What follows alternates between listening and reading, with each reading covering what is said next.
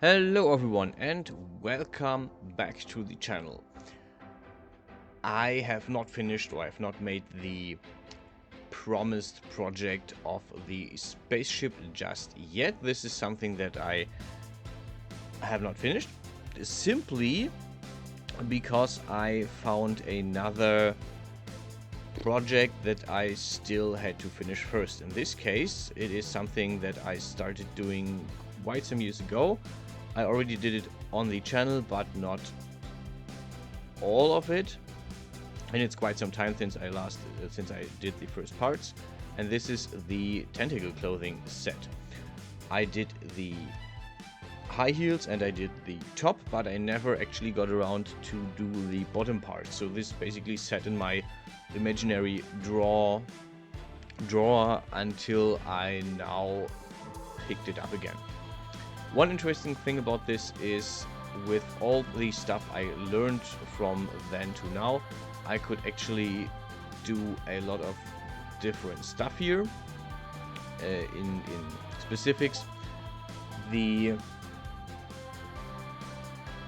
objects on screen right now have two different, or have multiple different objects. Like, for example, the heels, they have the outer side of the tentacles and the inner side, this the red one, the red side with the suction cups. This is because at that time, when I made this, I didn't know how to do shading domains, and I want to go a bit more in detail about shading domains, what I found out, how I currently am using those in a bit. For the model itself, as you can see, the main object was a very flat surface that I then used thickening on to give it a body, a three-dimensional body, and then I used extrusion on the sides of this to form the whole tentacle thing on the stomach area and around the whole body. So this is how the whole thing was made. It took me about an hour to do this, so I think quite an improvement time-wise from the last time I did something like that. The shading domains. So this object here, what I'm currently making, is one object, and it has two shading domains. I've used those shading domains before, you know that, and often enough, if I export the object after setting everything up and then I import it into Des Studio, it doesn't work. As in, there's only one material, there is no material at all, or the materials just overlap and don't work independently of each other. And this was something that really bothered me. This is also why I kind of grabbed this project first, because I wanted to actually figure out how this works correctly before I went onto any bigger, more sophisticated project like the spaceship.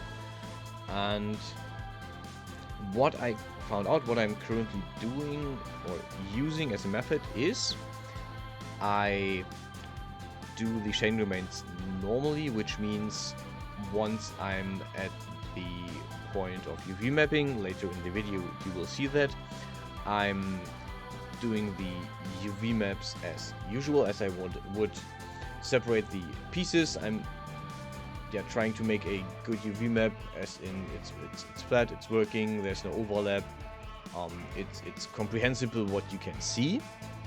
And once I did that, I noticed that if I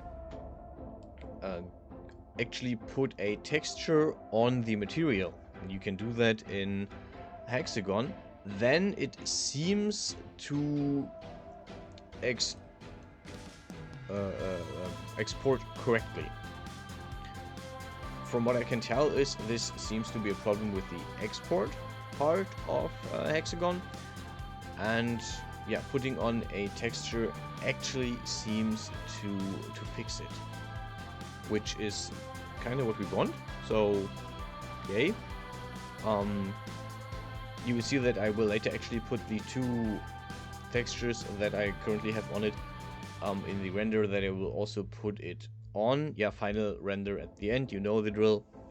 If you just want to jump, then jump to the end, watch the render, and be done with the video. If the whole process bores you. Yeah.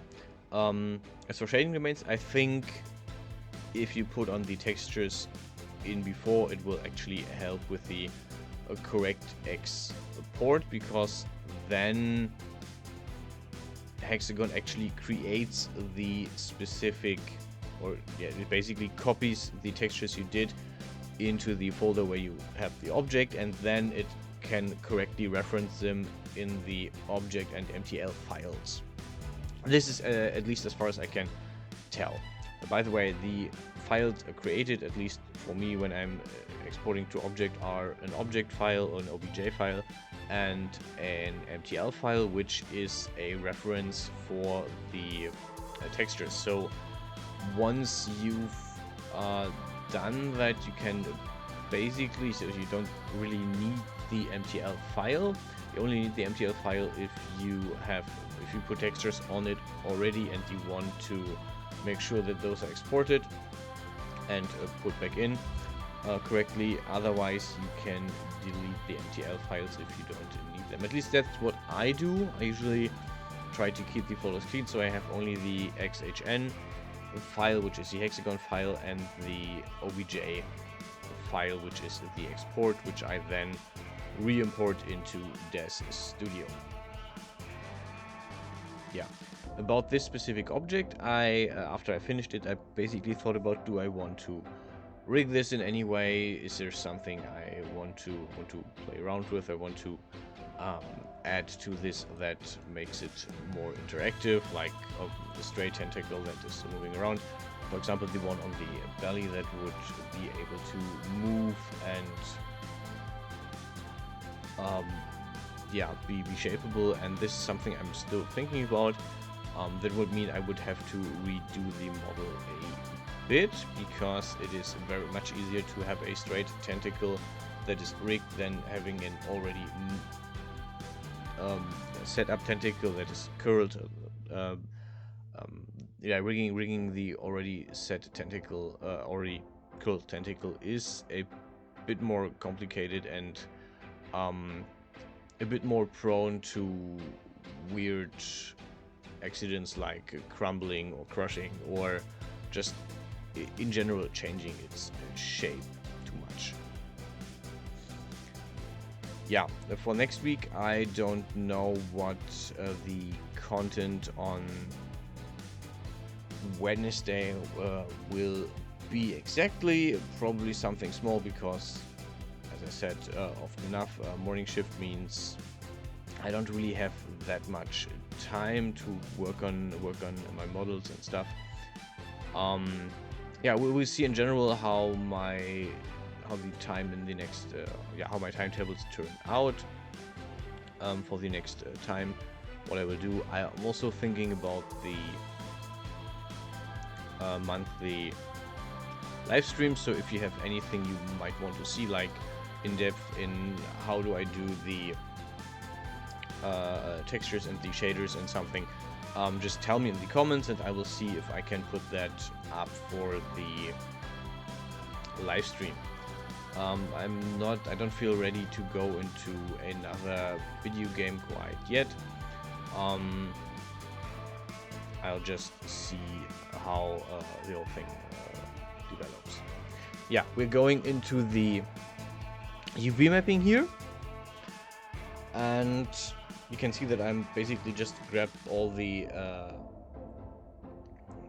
edges on the inside of the whole tentacle thing. This is where I will divide the model. This is basically where I set up the seams of the whole thing, and you can see that the outside of this is relatively weird, while the inside is a working and fine UV map.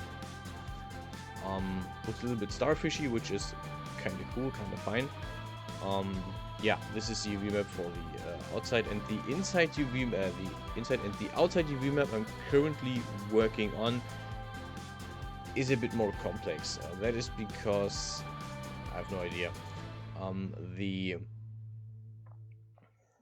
whole thing is relatively strongly welded into itself. So I've no idea why it actually just changed the whole thing. So there's a lot of faces that kind of not sit correctly, that have these weird overlap. As you can see in the middle, there's some connection between faces that shouldn't be there. But yeah. Now I'm going into the shading here. I'm giving this like 2 different shading domains and 2 different textures. Here we go. And yeah, grabbing these and then adding the